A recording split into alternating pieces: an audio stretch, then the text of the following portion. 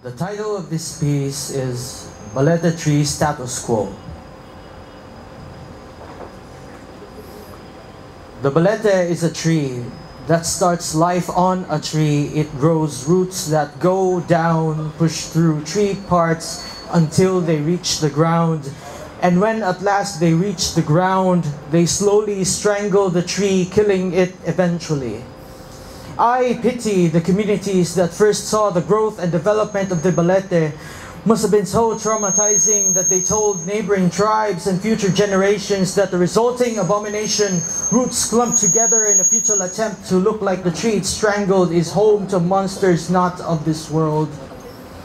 Today's monsters don't hide in and on trees. Some roam the streets in tattered clothes and worn slippers. Some stand by in their light wooden homes or the nearest sari-sari store drunk as hell or playing cards with the barkada. At night, the homeless ones sleep on long chairs near the tindahan ni Aling Nena window, and if that's not an option, they sleep on the banqueta with only a carton for comfort until the Paragaitano drives them out. Ranked above them, carpinteros, basureros, tinderos, manual laborers. A monster can no longer be called a monster when he becomes a manual laborer. Fact, a manual laborer has almost no chance of breaking the glass ceiling set for him because some unwritten law states that manual labor is the only opportunity a monster can take. Nothing else. This unwritten law is one of many unwritten laws no different from the roots of the balete, slowly but surely choking Philippine society, starting with the poorest poor, and only God knows when they will creep their way into the middle class. And only God knows when they will creep their way into the upper class, or if it's even gonna happen. Because the upper class are the gardeners who tend to the balete plants and the poor tree to someday strangle. They twist written laws to fit their selfish agendas. They lobby and make laws poorly enforced so everyone thinks they're doing something good. They pocket millions of our pesos to fund their expensive hobbies and their lavish parties with their compares and comares, even as the hungry homeless are dying next to them. They go on trips abroad to learn foreign culture. They don't take us along. Their children go to expensive private schools, not dilapidated public schools with demoralized teachers. They build several ginormous mansions and several ginormous lots where the least we can have is a bed space. And because it puts them at risk of banditry, they get 24/7 armed security. And from behind the human shields, they tell us that the men in tattered clothes and worn chinelas are coming for whatever valuables on us and in our homes, and that they will do all to take them.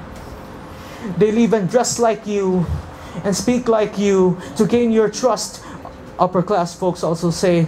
Yet the fact of the matter is, they take from us while wearing 3-piece designer suits or 1,000-peso nightgowns.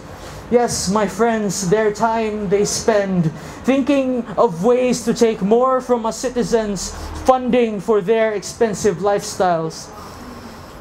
Voted officials give almost nothing back after we get them into power, after all the papogi, pa-cute, and the pangakong pet malu, and then they wonder why crime rate is high.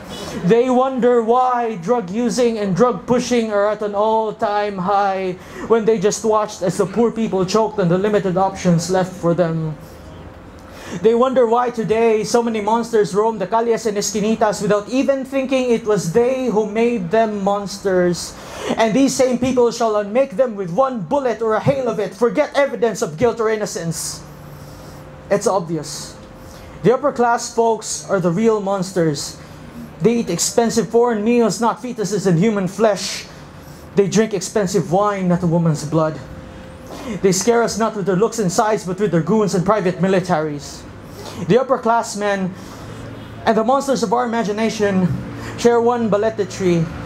They look different, but yes, they coexist. This country is their balete tree. So that's my first piece.